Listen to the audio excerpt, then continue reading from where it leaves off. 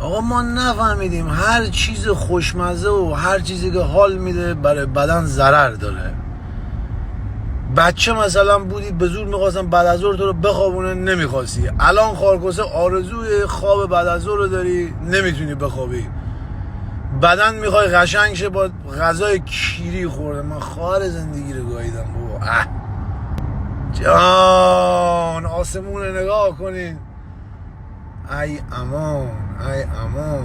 خدایا تو داری چی به ما نشون میدی آقا؟ این یعنی چی؟ چرا آقا ما با توی کارتون زندگی بکنیم؟ این یه کارتونه دیگه.